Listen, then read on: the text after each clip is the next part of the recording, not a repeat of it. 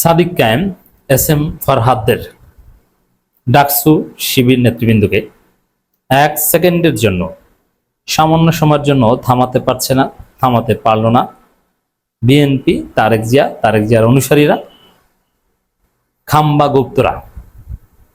দর্শক, ইতিহাসের সেরা নেতৃত্ব সাদিক ফরহাদরা। ঢাকা বিশ্ববিদ্যালয়ের ১০৫ বছরের ইতিহাস আমার নখদর্পণে।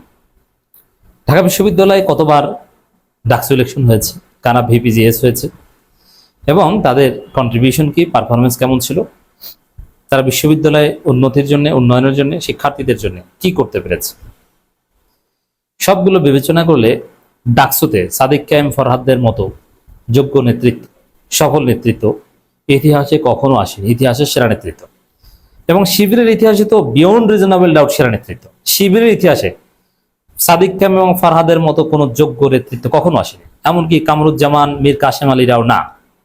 কেননা কামরুজ্জামান, মীর কাসেম আলীরা ঢাকা বিশ্ববিদ্যালয়ে এভাবে শক্তিশালী হয়ে উঠতে পারেননি, এবং তারা ভিপিজিএস কিছুই হতে পারেননি। বরং কামরুজ্জামান, কাদের মোল্লাদের কাছে এবং মীর কাসেম আলীদের কাছে ডাকসু ভিপিজিএস ছিল মহামূল্যবান কিছু। কামরুজ্জামান, কাদের মোল্লা, মীর কাসেম আলীরা ডাকসু ভিপিজিএস এর সাথে কথা বলার সুযোগ পেত না। তারপর ইসলামী আন্দোলনের কিংবদন্তি, তারা অর্থনৈতিক সেক্টরে, রাজনীতিতে, কূটনীতিতে যে অবদান রেখেছেন সেটা ভিন্ন কথা। আমি বলছি জাস্ট ছাত্রনেতা হিসেবে সাদিক ফরহাদরা ইতিহাসের সেরা নেতৃত্ব, ইতিহাসের সেরা ভিপিজিএস, এতে কোনো সন্দেহ নেই। যার প্রমাণ আমরা দেখলাম যে সাদিক ফরহাদের উপর যে জুলুম হচ্ছে, তাদের জীবন বিষিয়ে তোলার চেষ্টা করা হচ্ছে, ডাকসু নেতৃবৃন্দকে লাথি দেওয়া হচ্ছে বিনা কারণে, ডাকসু নেতৃবৃন্দের উপর মব হচ্ছে, থানার ভিতরে নিয়ে তাদেরকে বহিরাগতদেরকে দিয়ে মব করানো হচ্ছে, আর প্রশাসন চেয়েছে দেখছে। তো এই পরিস্থিতিতে কি করবে, বা মানসিক চাপে স্বাভাবিক কার্যক্রম থমকে যাওয়ার কথা। যেমন আমি আপনি সবাই মানুষ, আমার আপনার চারদিকে কোনো বিপদ আসলে তার ইম্প্যাক্ট যদি আমার আপনার উপর পড়ে, তাহলে আমাদের ঘুম, খাওয়া দাওয়া, স্বাভাবিক কার্যক্রমে ব্যাঘাত ঘটে। সবসময় মাথার মধ্যে ওটা ঘুরে, এবং কি করব না, আমার আপনার ক্ষেত্রে সবার একটা টেনশন থাকে। কিন্তু এই সাদিক ফরহাদকে আল্লাহ কি দিয়ে বানিয়েছেন কে জানে। এত কিছু, ডাকসু নেতৃবৃন্দের উপর হামলা, ক্যাম্পাসকে অস্থির করার চেষ্টা, শিবিরকে হত্যাযোগ্য করা হচ্ছে, গেস্ট রুম, গণরুম ফিরিয়ে আনার চেষ্টা করা হচ্ছে, গায়ে পরে পায়ে পাড়া দিয়ে বিনা উস্কানিতে হামলা করা হচ্ছে, ইতিহাসের সবচেয়ে নোংরামি করা হচ্ছে যে থানার ভিতরে ঢুকে মব। তারপরও সাদিক ফরহাদের হাসি। দর্শক, খবর, ডাকসুর উদ্যোগে এসি পেল মেয়েদের 2 হল। এত কিছুর মধ্যে সাদিক ফরহাদ এরা মেয়েদের 2 হলে চলে গিয়েছে হাসি দিয়ে। হল প্রবেশের কাছে, ডাকসু হল নেতৃবৃন্দের কাছে এসি তুলে দিয়েছে। আপনি চিন্তা করতে পারেন কতটা চাপের মুখে কত সুন্দর ক্রিয়েটিভ কাজ করছে। মানে থামাতে পারছে না। বিএনপি ছাত্রদল তো চায় যে এভাবে ডাকসুকে ব্যর্থ করতে, কিন্তু ব্যর্থ করতে পারছে না। ওরা মিছিল করে হাসি মুখে ওদের রুটিন কাজ করে। 1 সেকেন্ডের জন্য সাদিক ফরহাদের কেউ থামাতে পারছে না। এই জন্যই সাদিক ফরহাদের ইতিহাসের সেরা নেতৃত্ব। দেখেন, সাদিক কায়েমের একটা বৈশিষ্ট্য বলি।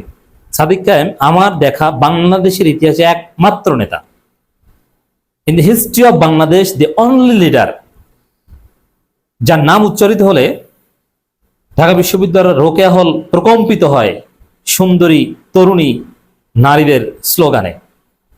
যখন রোকেয়া হলে সাদিক কায়েম শব্দ উচ্চারিত হয়, তখন উফ করে ওঠে সবাই। আবার যখন এই সাদিক কায়েমের নাম হাটাজারি, মইনুল উলুম হাটাজারি মাদ্রাসায় উচ্চারিত হয়, সবাই আহ করে ওঠে।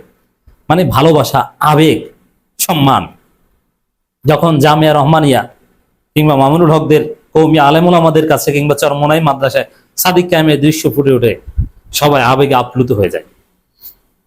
তো এরকম আপনি দেখাতে পারবেন না যে রোকেয়া হল, শামসুন্নাহর হল, কুয়েতমুত্রী হল, ঢাকা বিশ্ববিদ্যালয়ের সুন্দরী নারীরা, বাংলাদেশের সবচেয়ে স্মার্ট এবং উচ্চশিক্ষিত তরুণী, প্রাইভেট বিশ্ববিদ্যালয়ের তরুণী থেকে শুরু করে গ্রামগঞ্জের স্কুল কলেজের তরুণীদের ক্রাশ সাদিক কায়েম। আবার কৌমি আলেম ওলামা, কৌমি শিক্ষার্থী, আলিয়া মাদ্রাসা শিক্ষার্থী, জেনজি, বিড়ি খাওয়া, হাফ প্যান পরা ছেলে মেয়েদেরও ক্রাশ এবং পছন্দের নেতা সাদিক কায়েম।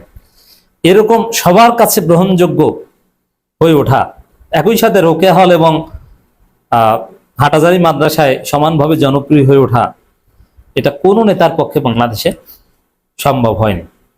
দেখা যায় যে একটু ইসলামপন্থী যদি হয়, যে না হাটহাজারী মাদ্রাসা তাকে পছন্দ করে, জামিয়া রহমানিয়া, জামিয়া আরাবিয়া তাকে পছন্দ করে, জামিয়া রাশিদিয়া, নেসারাবাদ তাকে পছন্দ করে, ওখানের ছাত্রছাত্রীদের ক্রাশ তিনি, তাহলে রোকেয়া হল বা এই শামসুন্নাহর হল, কুয়েতমতি হল, এরা ইডেন কলেজ তারা পছন্দ করার কথা না, তাদের পছন্দের কোয়ালিটি ক্রাইটেরিয়া আবার ভিন্ন।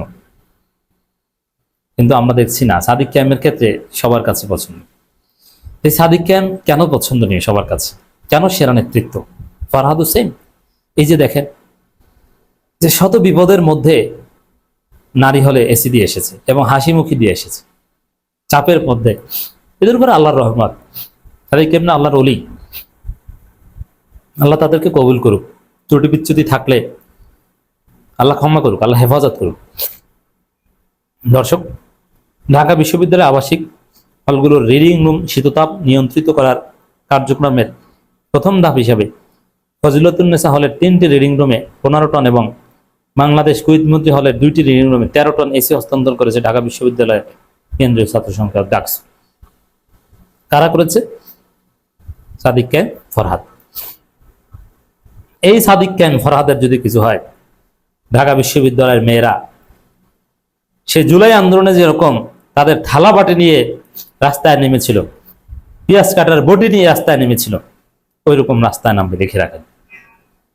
সাদিক ক্যাম্পদের গায়ে হাত দিলে তারেক জিয়ার ক্ষমতা তছনছ হয়ে যাবে, তারেক জিয়ার মসনদ ভেঙে চুরমার হয়ে যাবে, কেউ রক্ষা করতে পারবে না।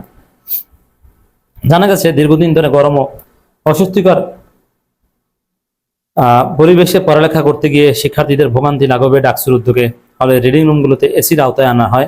প্রথম ধাপে 2টি হল একটি হোস্টেলের এসি হস্তান্তর কার্যক্রম সম্পন্ন হওয়ার পর বাকি হলগুলো খুব শীঘ্রই এই কার্যক্রমের আওতায় আনা হবে। তো দর্শক দেখেন,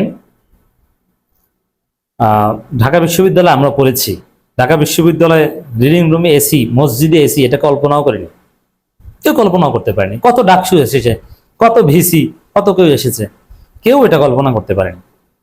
আর এখন মসজিদে এসি, রিডিং রুমে এসি। ঢাকা বিশ্ববিদ্যালয়ের চিত্র পাল্টে গেছে।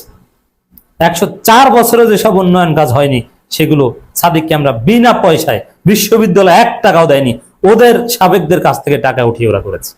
ইতিহাসে সেরা নেতৃত্ব এমনি এমনি হয়নি। আমরা যখন ঢাকা বিশ্ববিদ্যালয়ে পড়তাম, প্রচন্ড গরমে আমরা যারা নামাজি তারাবি পড়তাম, একদম ফুল 20 টাকার তারাবি পড়তাম, কষ্ট হতো। তখন আমরা, এটা আবার অন্য অনেকেই জানে না, শুধু নামাজি অল্প কিছু স্টুডেন্ট জানে, সিনেট ভবনের নিচে যে মসজিদ, ওইখানে এসি আছে, আমরা ওইখানে নামাজ পড়তে যেতাম। সিনেট ভবনের নিচতলায় যে মসজিদ সেখানে। আর এখন সব জায়গায়, সমস্ত হলের মসজিদে, সব রিডিং রুমে মসজিদ এসি। আরো কত কিছু, বিশুদ্ধ পানির ফিল্টার, ঠান্ডা পানির ফিল্টার, ফ্রিজ। ইতিহাসের সেরা নেতৃত্ব সাদিক ফরহাদ, এদেরকে কেউ থামাতে পারছে না, পারবে না।